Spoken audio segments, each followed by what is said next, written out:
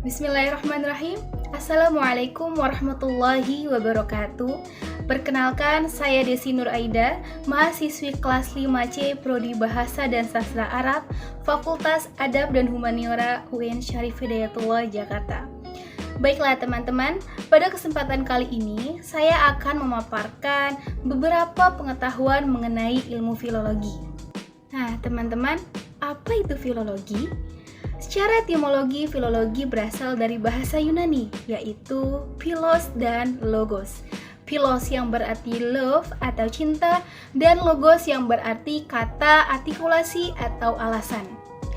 Dalam buku Filologi Indonesia, Teori dan Metode, Profesor Oman Fatur Rahman mendefinisikan bahwa filologi yaitu investigasi atas teks-teks tertulis tangan dengan menelusuri sumbernya, keabsahan teksnya, karakteristiknya, serta sejarah lahirnya dan penyebarannya. Berbicara tentang filologi, pasti teman-teman tidak asing dengan yang namanya manuskrip. Merujuk pada buku Profesor Oman Fatur Rahman tersebut, beliau mengatakan manuskrip yakni suatu yang merujuk pada dokumen yang di dalamnya terdapat teks tertulis tangan, baik berbahan kertas, daluang, lontar bambu, dan lain sebagainya. Teman-teman pasti penasaran kan, bagaimana sih wujud buku yang sedari tadi saya sebutkan? Nah, berikut ini adalah buku Filologi Indonesia Teori dan Metode karya Profesor Oman Fatur Rahman. Beliau ini adalah salah satu guru besar di UIN Syarif Hidayatullah Jakarta dalam bidang kajian filologi. Nah, dalam buku filologi ini teman-teman akan menemukan banyak sekali informasi mengenai filologi yang di dalamnya membahas tentang definisi filologi itu sendiri, sejarah perkembangan naskah kuno, lalu ada juga tentang bagaimana teori, metode, dan alur penelitian filologi, lalu ada juga tentang pembahasan kodikologi, paleografi, katalogisasi, dan digitalisasi naskah. Balik kepada pembahasan manuskrip, di era digital seperti sekarang ini, sudah seharusnya kita memanfaatkan kemampuan teknologi untuk melestarikan manuskrip itu sendiri. Karena di dalam manuskrip merekam banyak sekali peristiwa-peristiwa di masa lampau. Kegiatan preservasi digitalisasi manuskrip seperti konservasi dan restorasi tersebut sangatlah penting dilakukan. Karena apa? Karena dalam kegiatan tersebut kita dapat menjaga keutuhan teks dan merawat fisik teks dari adanya kemungkinan-kemungkinan buruk yang akan terjadi pada manuskrip itu sendiri.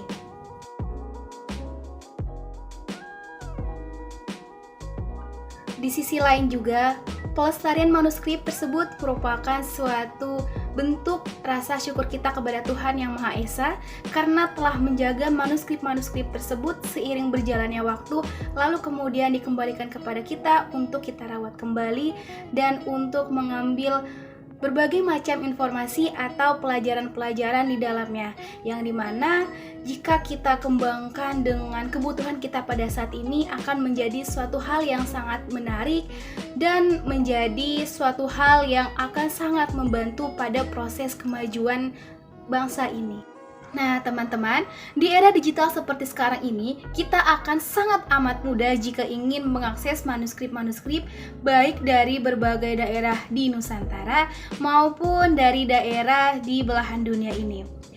Di antara program-program yang menyediakan pengoleksian manuskrip tersebut yaitu ada DRIMSY, EAP The British Library, dan Hastara Perpustakaan Nasional.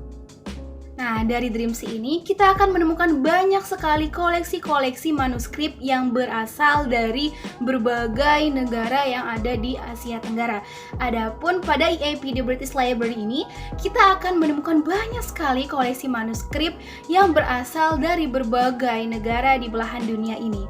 Adapun pada Hastara Perpustakaan Nasional ini, kita akan menemukan koleksi-koleksi manuskrip yang berasal dari berbagai daerah yang ada di Nusantara. Nah, ketiga program tersebut sangat amat membantu bagi kita yang ingin melakukan penelitian filologi, teman-teman. Karena di dalam program tersebut tidak hanya memuat gambar, tetapi juga di dalamnya terdapat penjelasan-penjelasan mengenai dari mana asal muasal atau sejarah manuskrip tersebut berada, lalu berapa jumlah halaman manuskrip itu, lalu juga ada berapa umur manuskrip tersebut, dan berbagai macam informasi lainnya mengenai manuskrip yang akan kita teliti tersebut.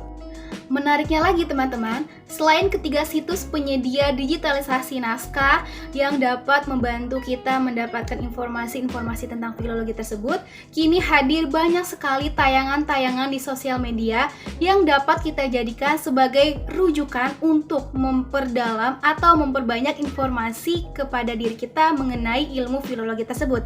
Nah, salah satunya ini yaitu adalah tayangan pada channel Ngarisa. Ngarisa ini adalah suatu channel yang dibuat oleh Profesor Oman Faturrahman, yang dimana di dalam channel tersebut memuat konten-konten yang berisikan mengenai manuskrip. Nah, kita bisa mengkaji banyak sekali manuskrip-manuskrip di berbagai daerah pada konten YouTube tersebut. Bahkan channel Ngarisa ini sudah mendapatkan testimoni langsung dari Wakil Presiden Indonesia loh teman-teman, yaitu pada acara khataman Kitab Zubdatul Asrar, beliau mengatakan bahwa tayangan pada Ngarisa ini merupakan suatu terobosan terbaru di era digital yang membuktikan kepada kita bahwa manuskrip kuno dapat dikaji dengan asyik, bahkan dapat dinikmati oleh audiens milenial. Ngomong-ngomong soal Ngarisa, saya punya salah satu ulasan yang menurut saya tayangan tersebut sangatlah unik dan menarik untuk bisa saya sampaikan kepada teman-teman, yaitu pada edisi ketika Profesor Oman Faturrahman berkolaborasi dengan Dr. Pramono, yaitu seorang filolog yang berasal dari Minangkabau. Pada edisi tersebut menjelaskan tentang bagaimana manuskrip dapat dijadikan batik. Wah, terdengar sangat menarik bukan? Ya, pada tayangan tersebut Dr. Pramono menjelaskan bahwa pada manuskrip Khazanah Minangkabau memiliki iluminasi-iluminasi yang berbeda-beda. Tidak hanya itu, pada iluminasi tersebut juga memiliki warna yang berbeda-beda, sehingga ketika kita melihat manuskrip tersebut, kita akan langsung tahu manuskrip tersebut berasal dari daerah mana. Lalu, beliau menjadikan ikon iluminasi tersebut untuk diinovasikan menjadi batik, yang dimana bertujuan untuk memperkenalkan manuskrip kepada orang-orang di masa kini. Tidak hanya itu, bahkan batik manuskrip tersebut juga memiliki nilai jual yang sangat tinggi loh teman-teman. Wah, apakah teman-teman ada yang tertarik ingin membuatnya juga? Baik, dapat saya simpulkan dari tayangan Ngarisa tersebut, yaitu bahwa ketika kita dapat mengambil banyak sisi positif dari suatu bidang, maka kita akan menemukan titik istimewa dari bidang tersebut. Meskipun di sisi lain bidang tersebut banyak masih disepelekan atau diremehkan oleh orang lain. Namun, dengan kesabaran kita, bidang tersebut dapat membuat diri kita lebih terkenal atau memberikan banyak keuntungan pada diri kita sendiri. Sekian dari saya. Wassalamualaikum warahmatullahi wabarakatuh.